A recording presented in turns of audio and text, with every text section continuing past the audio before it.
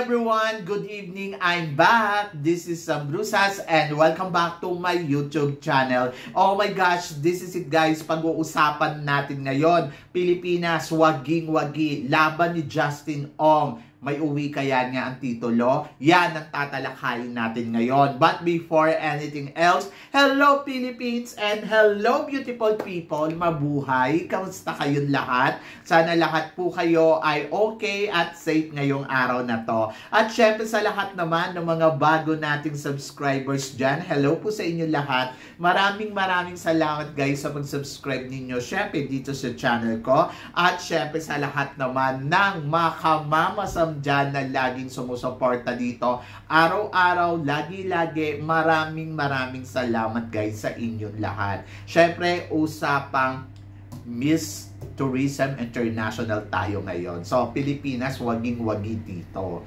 So, kagabi nga, syempre, tinutukan natin ang laban ni Liana Barrido dito sa Miss Tourism International, kung saan naman ay talaga namang grabe ha. Ang galing dito ng ating pambato. So panalo talaga ang mutya ng Pilipinas. So isipin mo na lang kung paano niya talagang inilaban ang Pilipinas dito pagdating sa swimsuit round, evening gown at saka sa Q&A. So sa Q&A medyo kinabahan ako kasi magaling din si Thailand. Sobrang panalo din. Eh di ba ang Thailand parang 2 beses na siyang nanalo dito. Back-to-back win sila. So sabi ko, ay magto-triple win yata uli ang Thailand dito ha. So yun kasi iba din talaga yung kumpiyansa ng pambato nila. Pero ayun nga, nauwi siya sa first runner-up, di ba?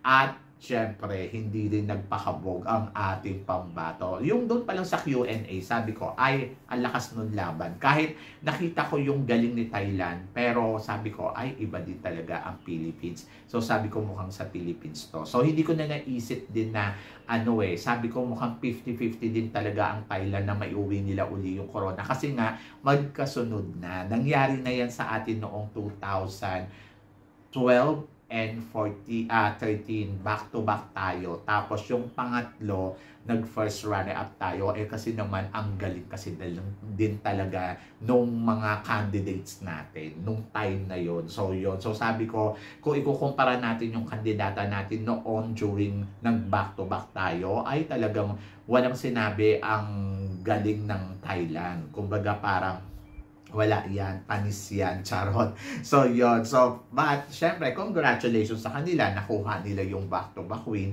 And tayo naman ay nagawa na natin yan bago sila pa lang, di ba? So, 6 na corona na ang nakuha natin dito sa Miss Tourism International. Nag-start tayo nung 2000 year. Tapos, sunundan to na ang 2012, 13, and then 2017, 2019, and then this year. So, pang-6 na winner na itong si Liana. At kung akong tatanungin mo, Diyos ko, well-deserved ha. Bukod dun sa maganda siya, ay talaga namang masasabi ko, sobrang winner din talaga ng eksena niya kagabi. So, congratulations sa mutya ng Pilipinas dahil kakapanalo nga lang nila ng ng Miss Intercontinental second runner-up tapos another title holder. Ay nako, so ang saya ni Miss Cory Quirino. Congratulations, madam. And of course, bukod dyan, ito nga, kanina nga, nagkaroon nga ng competition ang pambato natin dito sa Miss Star International 2024 kung saan naman ang ating pambato na si Patricia Payumo ay naging grand winner. O, di ba? So, wala pang 24 hours. Diyos ko, another title holder na naman ang pumasok sa atin. So, yon. So, ito naman kasi si Patricia, hindi mo rin yan matatawaran talaga sa galing, lalo na yung Q&A niya. Ay, nako, sus ko, winner. Winner na winner. So, ako para sa akin, talagang iba ang lakas, iba ang galing na ipinakita syempre ni Patricia Payumo. And this is it, dream come true. Diba na magkaroon siya ng international title holder dito nga sa Miss Star International 2024 kung saan ginanap sa Brazil. O, diba? So, iba talaga ang galing ng Pinay. So, kung pag-uusapan natin yung galing ng Pinay ay nako, walang makakatalo. Kayang-kaya talaga natin na mag-Grand Slam, di ba? So, yon. At ito nga, syempre, kaabang-abang din ang laban natin dito sa Mr. International, kung saan naman ang ating pambato ay, ayun nga, makikipagsapalaran mamaya, masungkit ang corona. So, pressure to kay Justin Ong kasi kagabi nanalo, tapos ngayon tanghali nanalo. Ay nako, mamayang gabi kaya, panalo pa rin kaya. So ako, nakausap ko to si Justin. So nag-usap kami. Sabi ko kay Justin, alam mo, sa totoo lang, dark horse ang dating mo dito sa akin. Kasi, hindi ko siya masabing frontrunner kasi ang daming mga frontrunner talaga. Andiyan si Cuba, andiyan si Nigeria, syempre, andiyan din si Mexico. Si Mexico talagang isa sa mga marami talaga nang nagsasabi na possible na manalo dito sa Mr. International. But hindi ako nawawalan ng pag-asa kasi ang ating pambato naman ay talagang masasabi ko very charismatic. Pressure ito kay Justin Ong kasi syempre last time na lumaban dito ang Thailand ay ang Mr. Global kung saan nag-title tayo, di ba? Tapos ayan, kagabi lumaban si Lian sa Miss Tourism International, title tayo. And then tapos ayan na naman, nagkaroon na naman ng another pageant nga dito nga sa katatapos lang ang Star International, Miss Star International, and titled tayo. So for sure nababalitaan niya yan.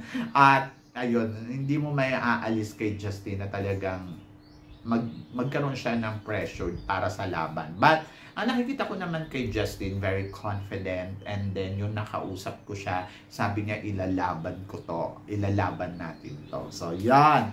So, naniniwala ako sa kakayahan ng ating pambato at magtiwala tayo sa kanya ng bonggong-bongga. Kasi syempre, depende na yan mamaya talaga sa execution niya, sa gagawin niya. Ako parang feeling ko papasok to sa semifinals eh. Kasi maganda yung, maganda yung gawa niya sa entablado, yung preliminary. So, sabi ko nga maganda ang personality, tapos charismatic, alam mo yon, tapos maganda yung execution on stage. So, sabi ko, kaya. So, nandoon na kakayanin niyo yan makalusot mamaya sa semifinals. And then, ayun, doon nakasalalay sa performance na ipapakita niya.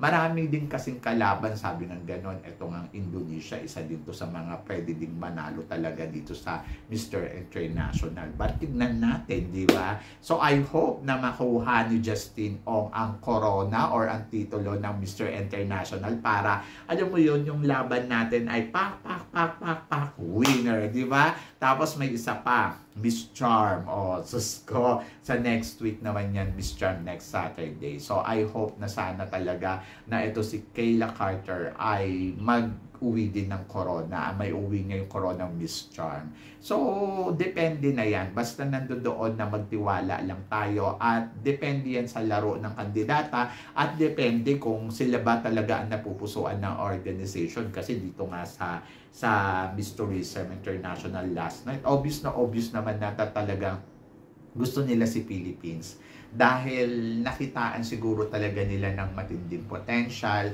tapos nakita nila kay Miss Philippines yung bongga na execution. So plus napabilib sila sa Q&A. So winner. So yun, ganun din dito kay Patricia Payumo, di ba? Nakita din natin na magaling din talaga.